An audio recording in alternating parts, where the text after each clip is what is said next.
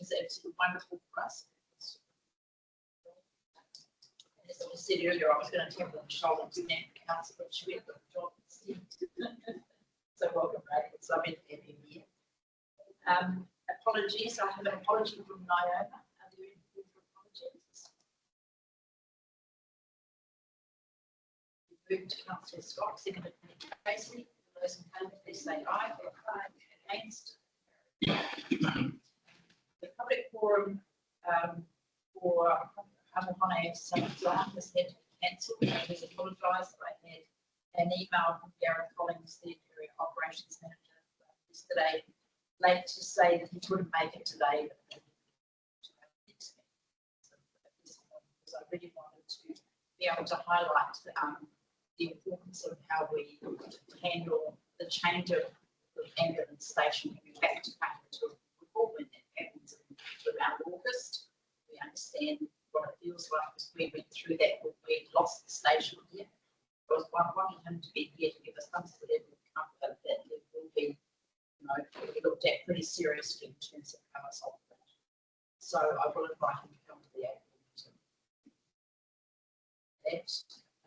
Are there any notifications of items on the agenda?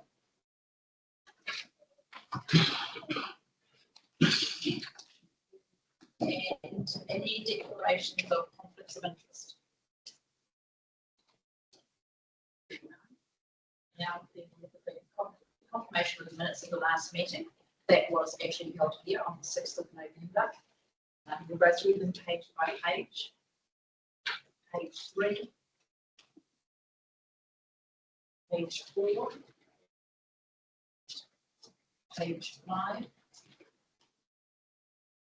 On page 6, I was going to ask the question. I wasn't aware at the time when I thought of it that Brayden was going to be here. But I'll ask Kasia. With the quarterly report, should we not be one that we expected? Because the last one was September last year.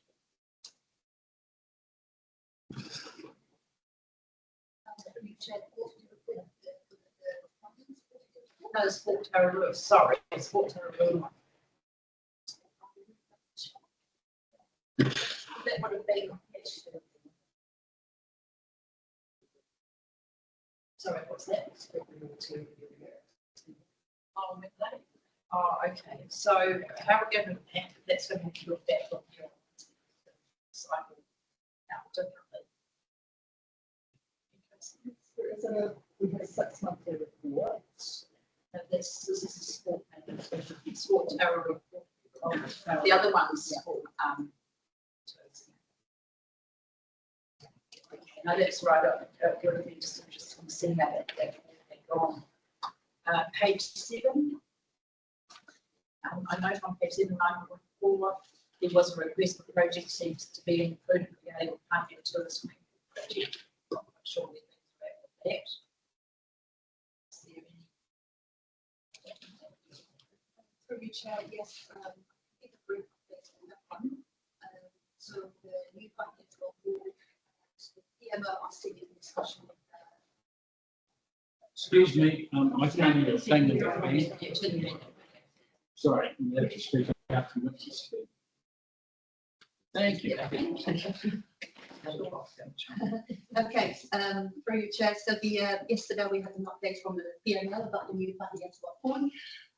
So the PMO are in discussion around the funding, and they have an architect allocated to the project, and within 2 weeks they should have the final design of the pool, and also a better understanding of what the funding looks like. It sounds like they're very close to reaching their target. Any other questions on that? You could add, Riley. There has been a council also avoiding a conversation to peer review this one as well. And it's happening in the weeks as well.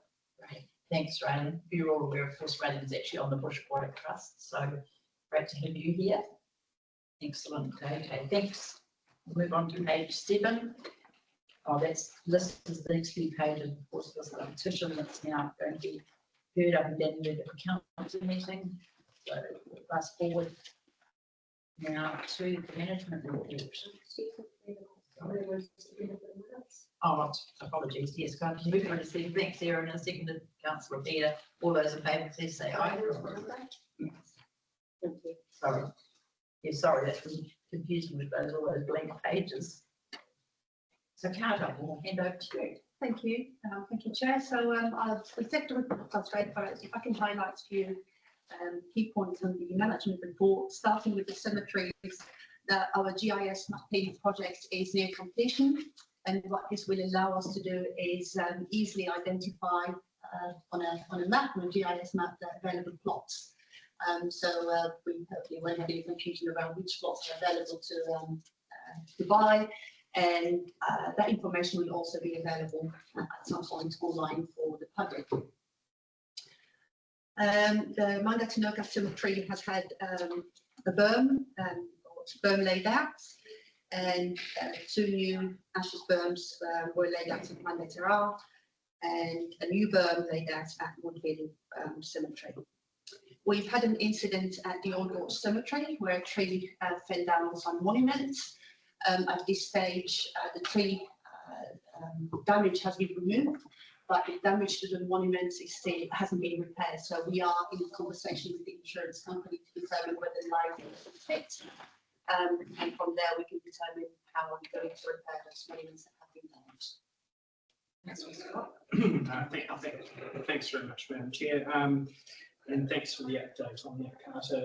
This came up last night at a positive goodwill meeting, one by one impacted family, but obviously there's a number of impacted people, and they specifically were asking the questions around liability and what may happen. So glad that that's being discussed with the insurance company. My question around that though is, how will the families be communicated with, and where, if we get any questions when we're out speaking to people, who should we be referring them to?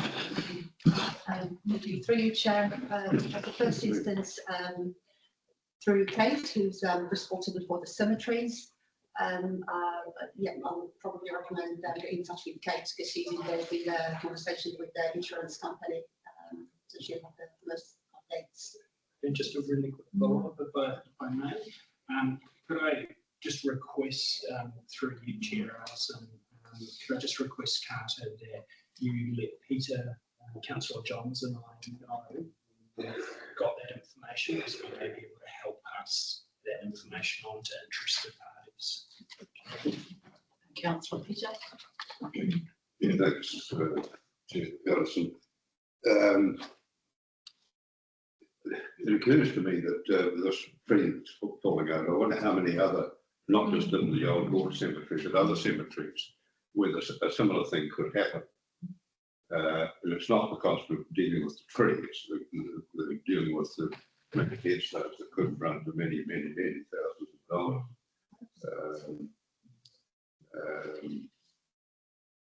Can we be assured that there'll be an assessment of that risk?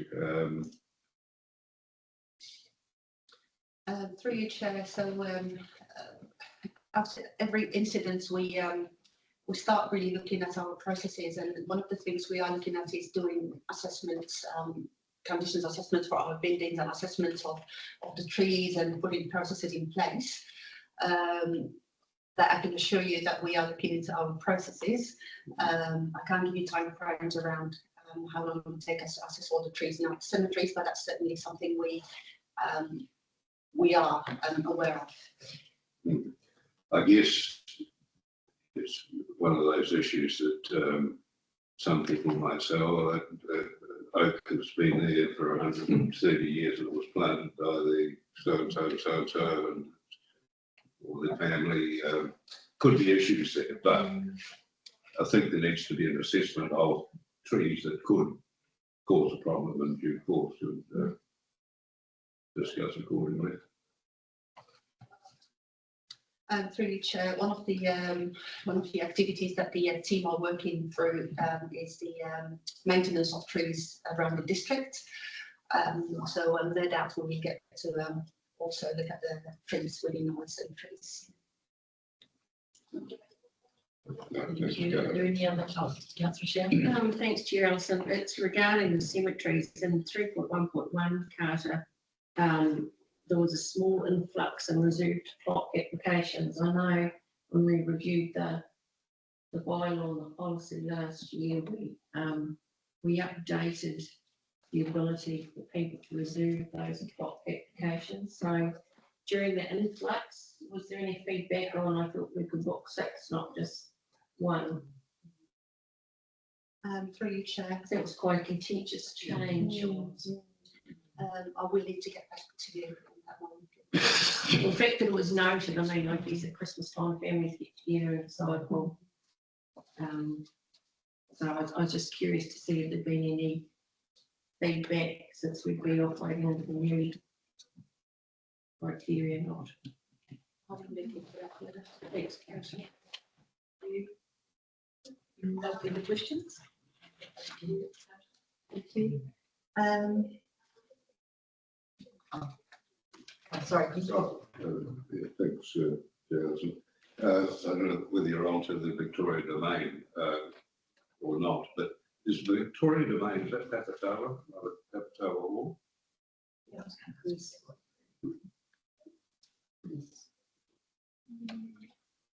me just see. Oh, how did you see this? Thank you, Alan. Got a feeling that it's-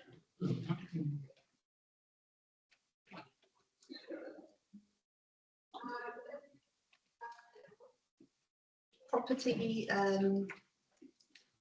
the team are looking into the leases and the renewal of the leases. So that's an exercise they're going through at the moment. And with regard to the aerodrome, so we had the annual Auto Gyro Association flying the weekend of the 25th or 27th of January. And also looking at future opportunities where we can use the aerodrome for potential events in the future. Just to increase that or highlight the profile of the aerodrome. Pensioner housing.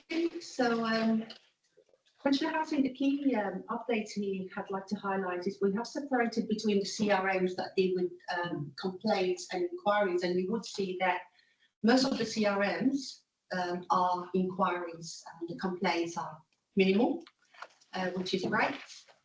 There is a bit of a waiting list, mainly for the Denver pension housing units. We have some stats around the CRMs in 351. Councillor Sharon. I know you're probably going to rip into them, Carter, but I'm particularly interested in the parks and reserves CRMs. I know that there's another councillor in this room that has been fielding some complaints regarding the upper domain gardens. And I'm slightly concerned because I'm pretty sure that Denver Community Board are about to get hit with a presentation from Lions regarding their willingness to address what they've seen as lack of weeding and inappropriate planting, lack of maintenance on the roses, etc., etc. So are you able to tell me how many of those complaints in the parks and reserves relate to the upper domain? Through your chair, I will have to go through the CRM system and see if I can get to further categorised. Okay. I'm just a little concerned if we don't get the data to demonstrate that people are concerned. We may have a willing group that are going to launch in and try and. I'd also be curious why you're doing that, Carter, through you, Chair Ellison, as for an update around the quality control regarding contracting work that is done. The points have been made to me by a couple of ratepayers being road opening. We need to really make sure that it's a beautiful spot for people to stop off by. And I know that you've fielded some concerns as well. Through your chair, we'll ask the team about the audit checks that should be part of the process and how that works. Thanks.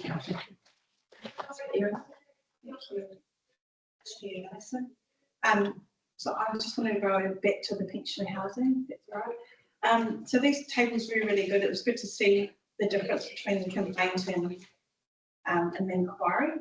So thank you for doing those, Carter. I just saw a bit about the garden waste bin. So we do their lawns and maintenance of the area. Are they allowed to dump their garden waste here as well? It said that the garden waste bin's been taken away and they'd like it back.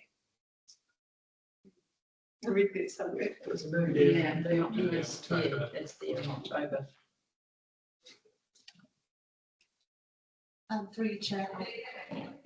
Yeah, thank you. That's helpful. Wondered if it's in relation to the first comment, non-resident disposing of rubbish in tenant bins, they might have put them into a different position perhaps, but who would find out? Who's in the right? Any further questions on that?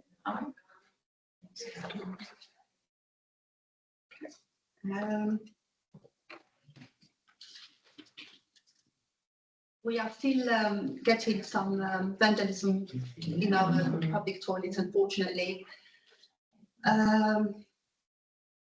which we are still trying to address and minimise. But we tend to those sort of, there's our priority really immediately as soon as it's vandalism, CRM raised.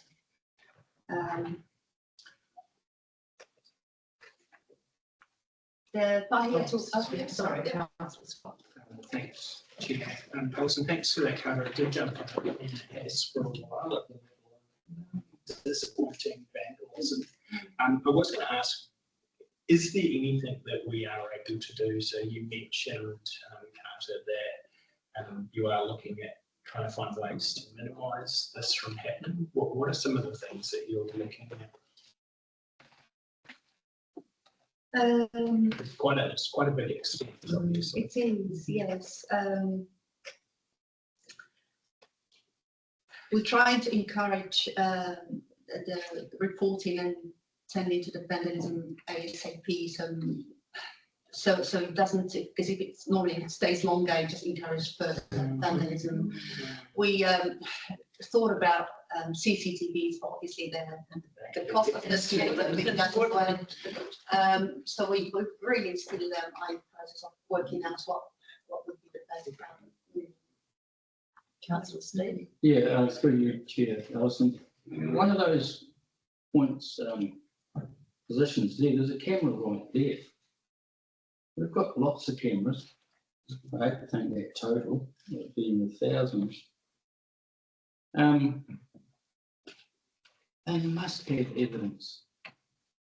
I know it's in real time, and to find that person, I know the doors have been replaced after they've been picked in, but there's a camera right there. And those people, I can drive past there any day of the week, and those people are there. I don't think it's rocket science how to go about catching them. That's my opinion. Can I just ask a question, Councillor Steve? Is which particular toilets are you referring Danny to? Virk. The Main Street ones? No, Danny Virk, up at the moment. Oh, the domain. Oh, right. Okay. Councillor Erin? I'll just one point of it's really hard for someone like me who goes through camera footage all the time at the gym. It's really hard unless you know what day it was done to look back through thousands of hours of footage to find someone vandalising. Like, it's if someone reported it straight away, that would be easy, but if they don't, yeah. Well, that's why I mentioned it's in real time. Yeah. You need to start times. Yeah. But if the light's good on that day and it's not good on that day, it must be in that gap. That's true. If the door's good on that day and it's absolutely totaled on that day, it must be in that gap. And the camera's there. It's not that hard. That's my opinion. Some of the vandalism acts are inside the toilet, so it's tricky to, there are no cameras, so we really are trying to minimise. Oh, sorry, this was referring to the door, Chairperson.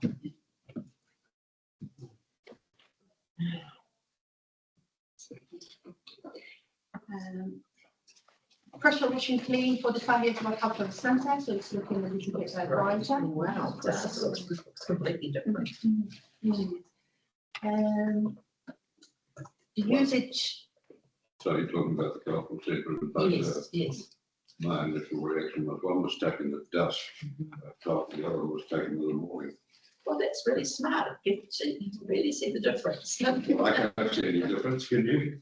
If you go and see it, if you'd seen it in the fresh as such, and then seen it after it's done, it's definitely cleaned up. It looks a lot brighter.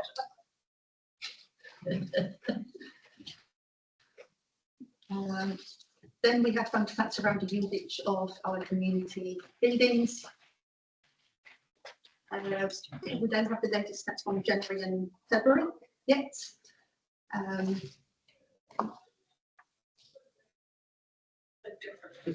Yeah, big difference. Some of them have dropped dramatically.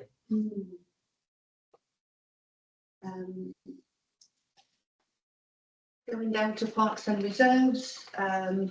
So we'd spraying Ikita now. So the maintenance of the parks and reserves, according to the maintenance plan that we have, carries on.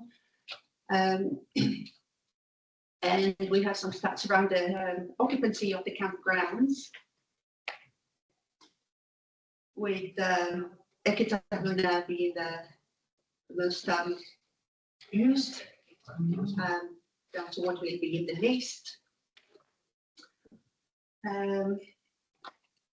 Yeah, noting that the Christmas and New Year period was very good for some campgrounds. Swimming pools, new water heater pumps have been installed in Thanks, Chair. Alison. Just a quick question on that. The water heaters and see there's also the new inflatable toys at Wisplash. Were they council funded or externally funded? Through your chair, they were externally funded. I think just as an important note in there that the committees are working really, really hard to improve some of our facilities. Through your chair, stand corrected, actually, water heaters are definitely externally funded. The new inflatable toys, I need to double check. I think there were, I need to double check. I'm not 100% sure. I'd be very interested in that. Yeah, I need to double check. Where the benefit community board contributed a grant towards inflatable toys for the Okay, lovely. Thank you. Can I just ask on page 25, the attendance stats of museum visitors? I'm not quite sure what they relate to.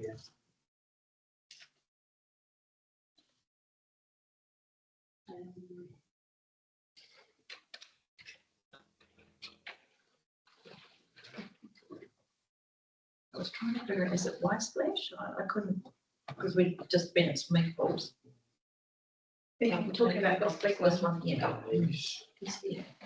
Oh, There's two sets, but not one. that's it.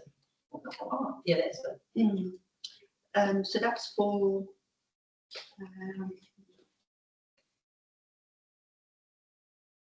You want a splash? Yeah, there's two sets. Yeah, and there's in and out. Do they count as you go in and go out? I wondered that too. I just thought it was. Somebody drowned The there. difference is grounds, yeah.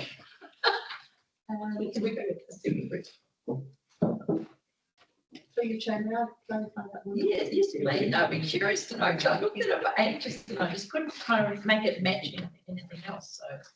Thank you. They do have an electronic thing that sees you as you come in and Yeah.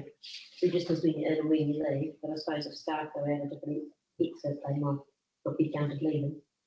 Yeah, I'm assuming that Wiselash over there don't have that kind of technology. Yeah, it doesn't quite tie under anything, that was all. Sorry, Kim, Oh, I've been promoted. can I just, so that, if that's about what it is, I read that Wisplash on the 19th had nearly 120 people.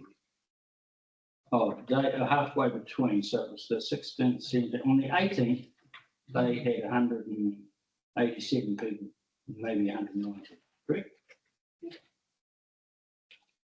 Any comment? Yes. Thank you.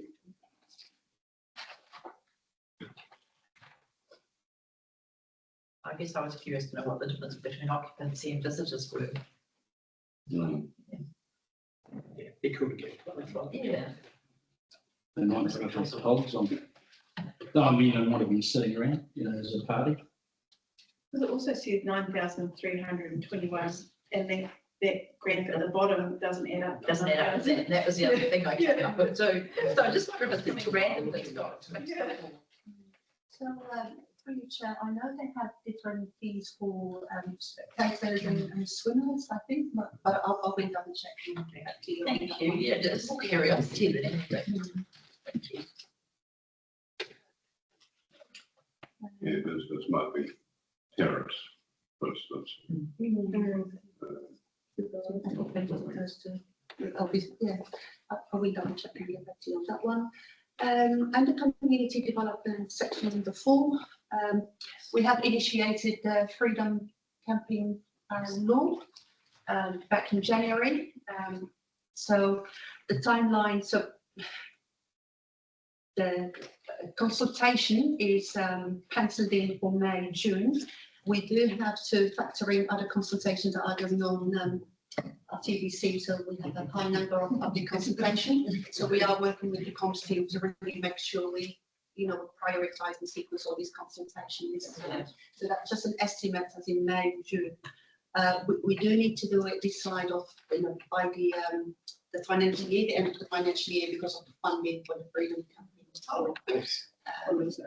So otherwise we end up losing the funding for it. So there is a push for that one to be done sooner rather than later. Contestable grants, you'll be pleased to know.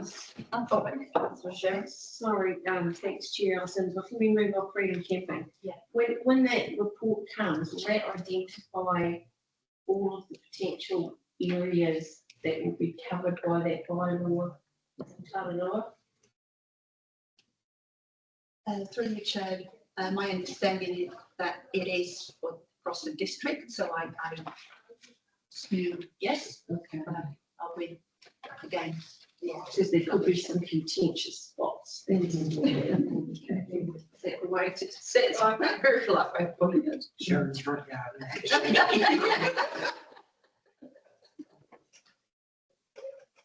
So it's all down.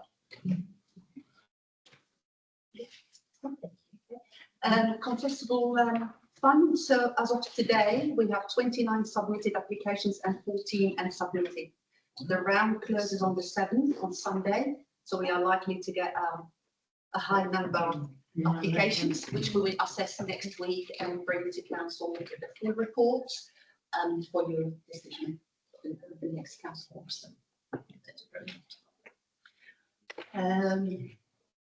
Another policy that we have initiated is the road numbering and naming policy.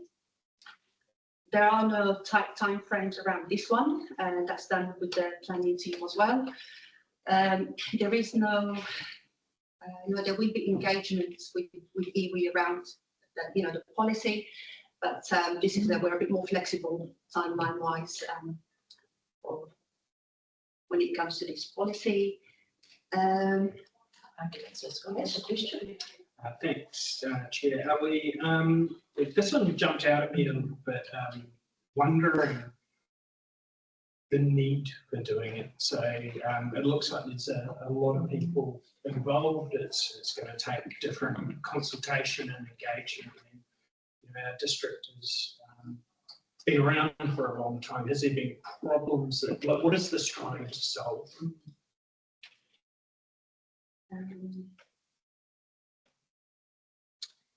This is through your chair. This is mainly around the new having a policy in place for naming the new roads. Mm-hmm.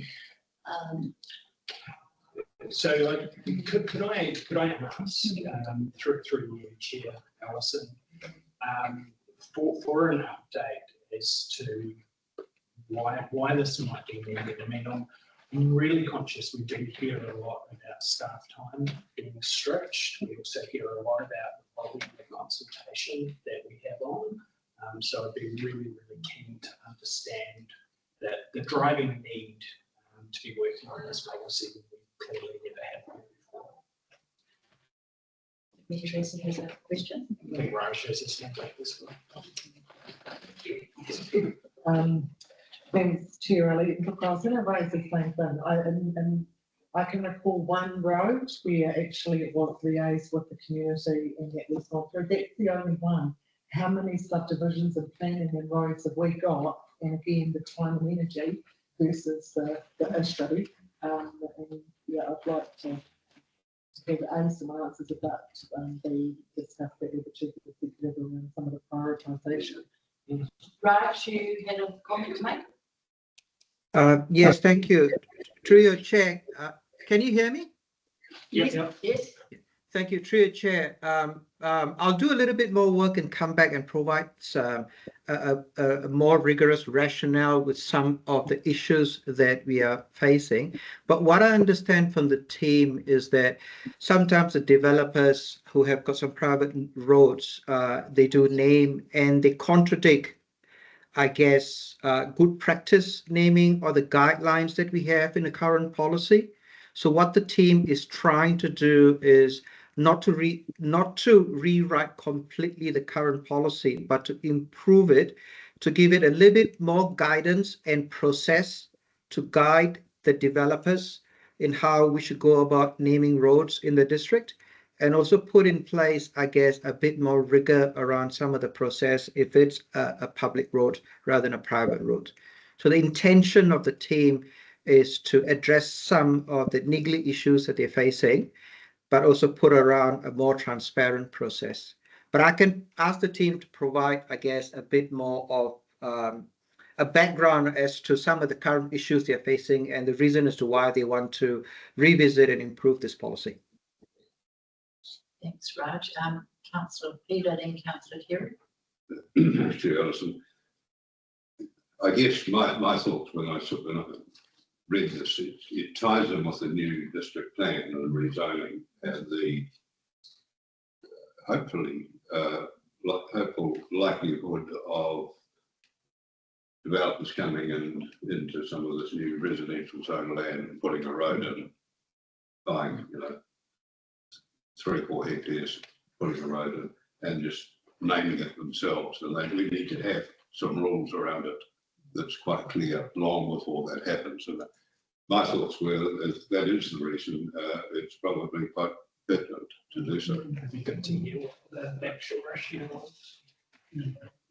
Yeah, I think that Horseshoe Lane out on the edge of town here would be a classic example. I don't know whether that went through any process or whether it's even got a signpost with it on there for that development. There's one off Woodlands Road too. The big one.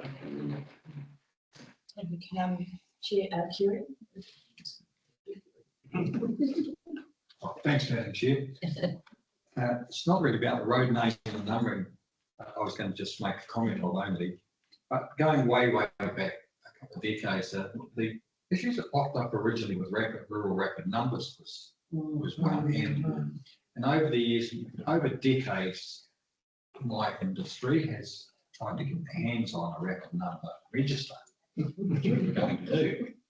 And that's been long buried in dust and hard basket. But there have been issues on and off over the decades with rapid numbering. And that has far more implications than this. Yeah. Honestly, I don't know whether rapid numbering is still some issues or not. That's not mentioned here, but I'd be just interested whether this policy is touching on that. And that's far more important because of fire and ambulance and helicopters and stuff. And there have been issues with that over decades of service people arriving going to the wrong places. Just that's all it is. I just wanted to be Doing the bell tolls once down of it. That's a good point, Kerry, but the subdivision we did up on Ridge Road, that was allocated Ridge for a rapid numbers straight away with the subdivision. And there was that kilometres from you never know which corner it's from. Is it that end of Ridge Road or is it that end of Ridge Road? So we were 613 kilometres from the end of the road. Oh, it might be perfect, you know, but it wasn't perfect. And the bit is it's not. No, but it's not. Any further questions or discussion? Thank you, Carter. Oh, sorry. Sorry, I've got my hand up. Through your chair.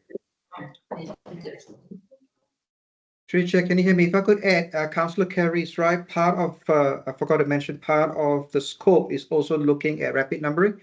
The team wants to make sure that seems to be a problem in the past in terms of how rapid numbering has been done. So they want to revisit as part of this policy, not just the road naming, but also rapid numbering as well. Thanks, Raj. Is that a national thing? It must be surely right across the country. Yeah. Thank you. Thanks, Karen. Communication section, number 5. So the communications team continue with their using their channels to communicate TDC activities and events.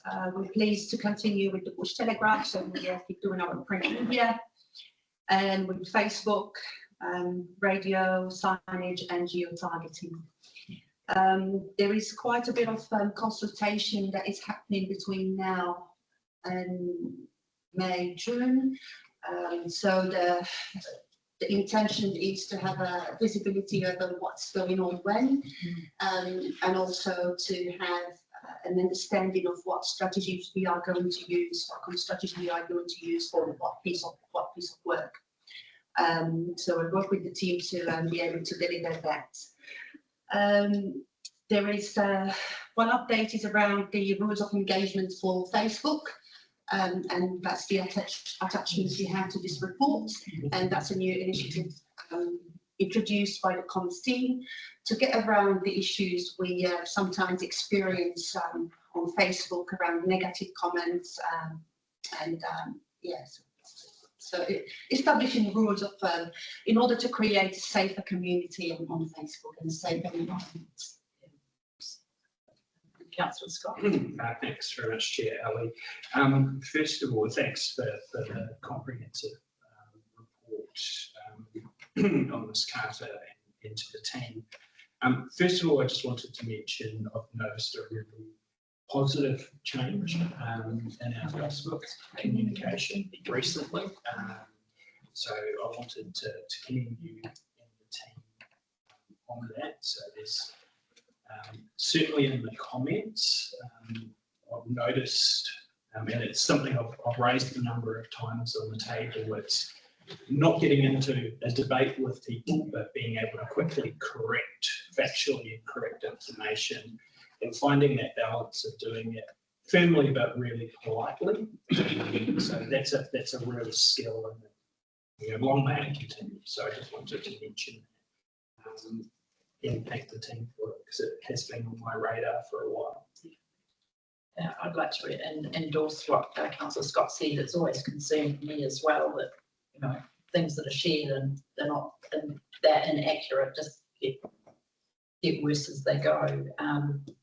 In terms of the comms team, this is a fabulous report. I was very concerned, however, that the proposed district plan review consultation was very poorly attended, but then it wasn't actually really visible anywhere.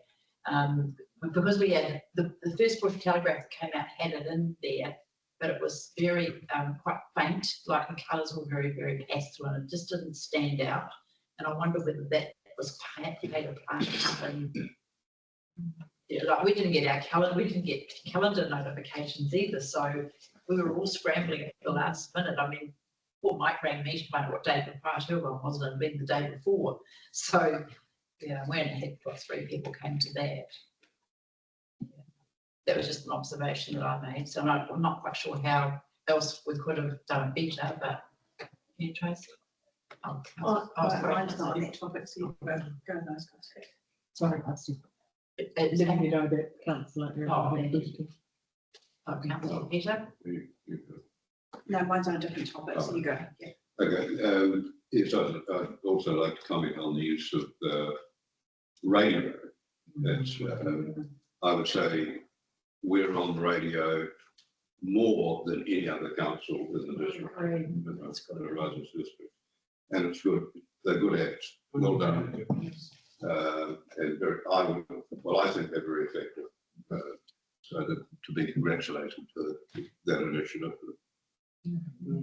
Oh, yeah, no, it's definitely Cross and Comms has improved our site.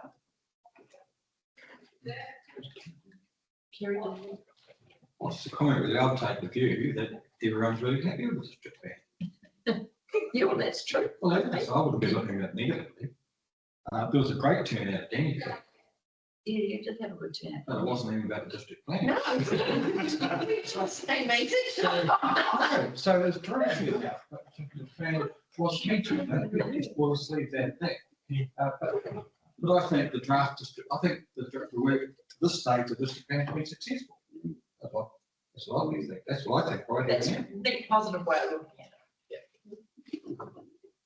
it. We did have, what we did have here was really good, and Dan and Amy were amazing as always. It was quite good too, because we did have a one of the local Mock crew came over to the meeting with a really good open mind, asked really good questions, and went away. I felt really, really happy with what he was told. So hopefully that'll help that community a bit too. So that was really valuable. Councillor Erin? I just wanted to go to the website because it seems really weird that there's been quite a big drop off in the council website. It's the numbers on that graph. Is that right? P5. It's gone from like 60,000 down to like 14.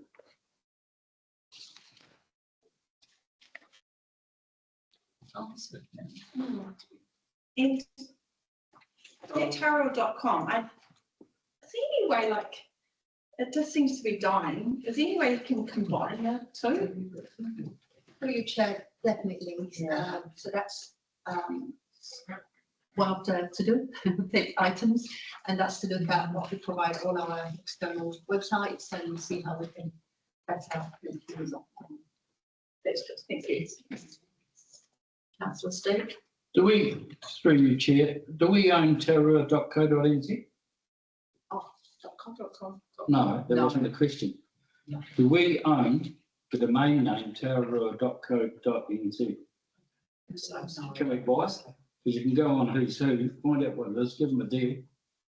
And that would be more relevant. It's about a section. something rings a bell with me on that, Councillor Steve, and that is that there was something on the other side of the ranges, I think, someone over Livin Way, because we share, same with Wairarapa and Masterton, we're terror use gets.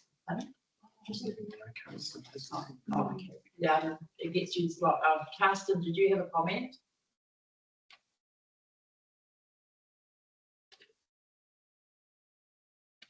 Yeah, I'd just like to comment on the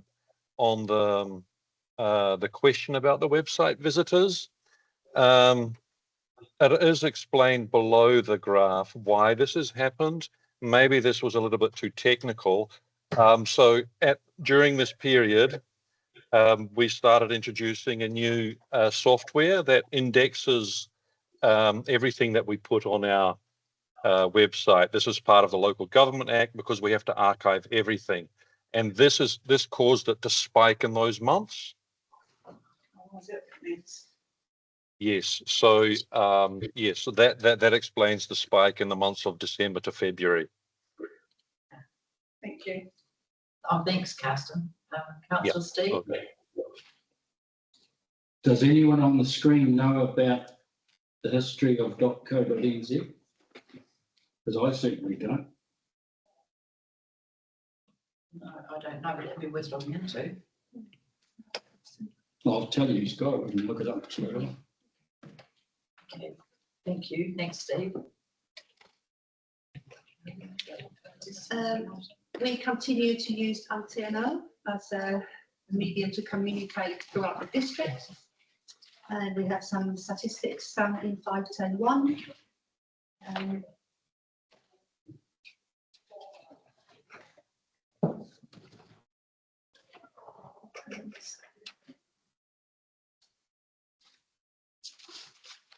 And also some stats around dimension of TBC, whether it's positive, neutral, or negative.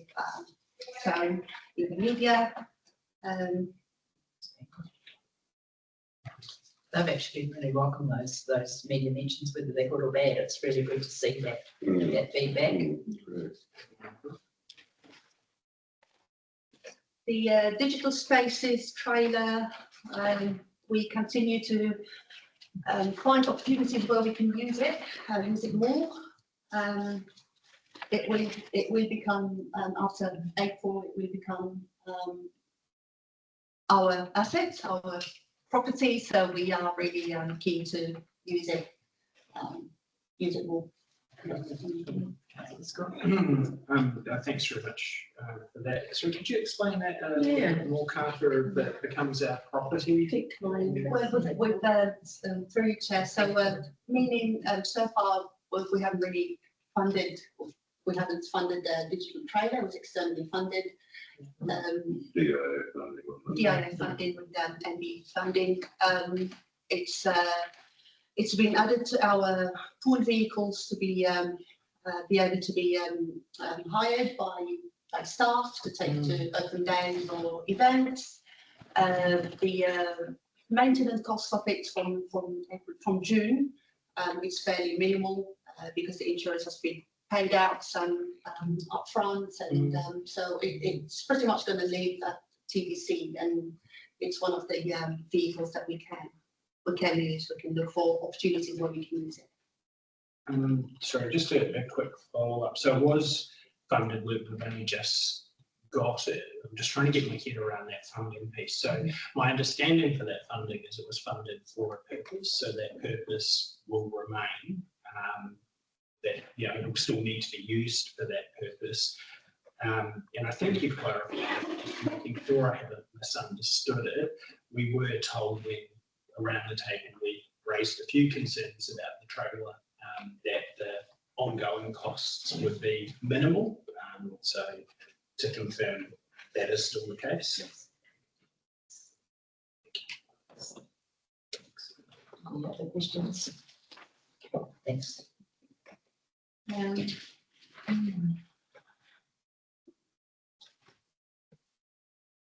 The digital spaces, digital spaces or the hub, and again few business events and few programs run through there.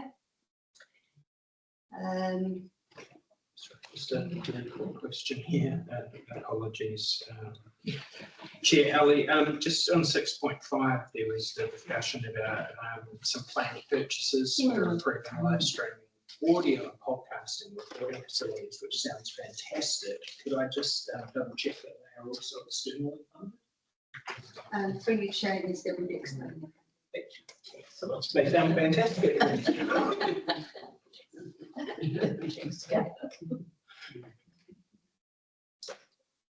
Going down to the. Oh, sorry, Mary Tracy.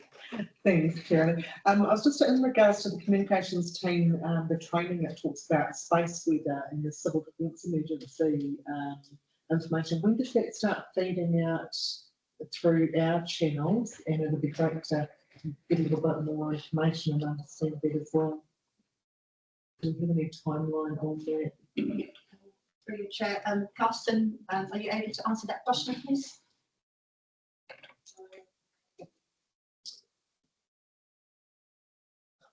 Through your Chair, or we get some.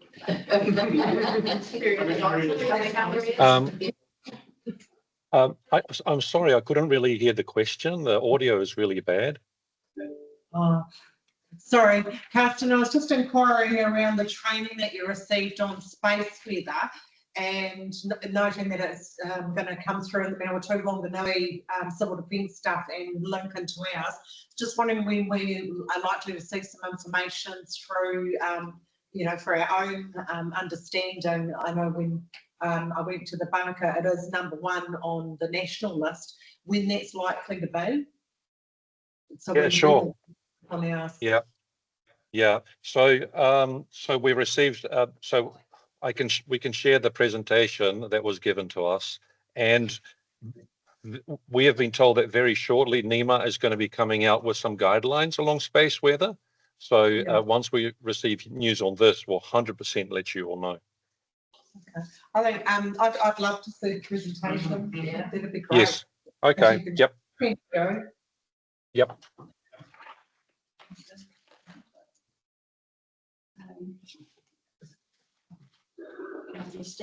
Yeah, it's probably commercially sensitive, so I won't say too much in this room, but what is the reasoning why they went with taurua.com? It dates back a long time, doesn't it?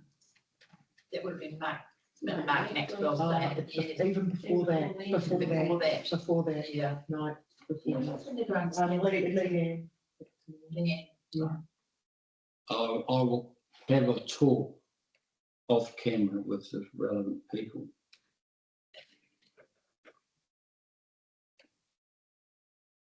If we get rid of it, and forget about it. So, well, that's a valid question, Chair Ellison. What is, if you go online and you want to know, is there only one Taurua government one? Or is it a separate entity, what Maxwell tried to set up, is what I'm asking. My understanding is that it links back to the Taurua eyesight and the promotions just around what we were offering there. Yeah, so the eyesight have different criteria, but some of that is all changing. So. Yeah, it just comes up with the land of the Rangers and the Harimau Welcome to the Taurua District, and then it tells you all about what we've got. So we can't put a link on that. You could put a link. So yeah, it just doesn't seem wrong. So, Chair, yes, that's definitely one of the. I'll come and have a chat. Yeah, thank you. Libraries have seen an increase in usage, in occupancy, new members, circulation. So it's been a really good increase in all areas of the libraries, which is great to see.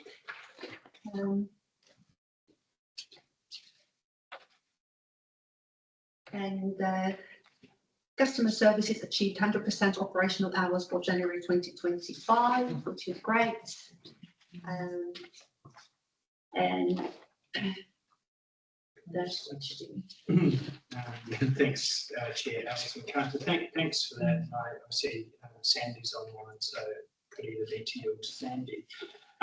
It is a marked decrease. Great statistics for average wait time and such few abandoned calls. But do we have a bit of an understanding of what might be driving the lower call volumes that are coming in? Is this kind of standard for around this time of year? If we compared it year on year, would it be similar? Just quite keen to get an understanding of why we think what we think might be causing the decrease in call volumes.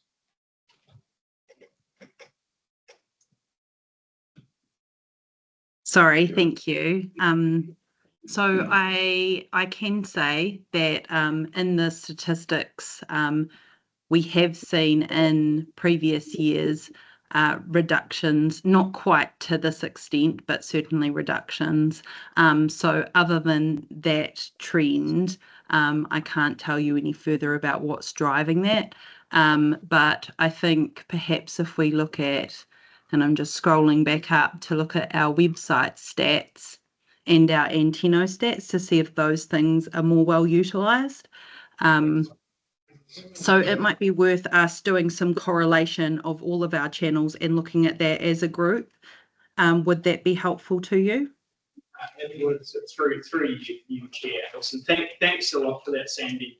Yeah, absolutely. That's where I was going with it, to kind of check on the investment of Anteno, which I'm very much in favour of, and of the website. But yeah, that would be very, very good news indeed if we could see that correlation. So thank you.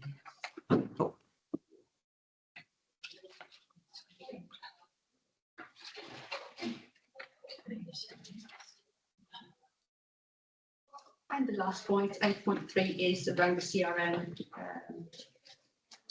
Being with the most complaints are around the noise. But it is expected during the holiday and festive seasons to receive that. The service centre visitor flow experienced higher staff and customer activities because there were few meetings, few trainings, and a lot going on.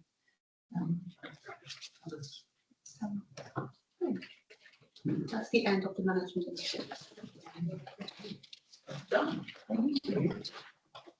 It would be interesting to follow up on what Steve talked about with the website. When you go to tarot.co.nz, it just says the IT server address cannot be found. So that's interesting. So it's obviously not being used by anybody, but it can't be found. So once it's available. I could push a button and I've got it. Pardon? I'm not going to say that loud. Oh, you found it. Okay. That's what's within this room. If there's any other further business or discussion? Big Hannah? Happy to move. Report. 7 of that councillors. Mike, all those in favour, say aye. Declare the meeting closed at, not that long.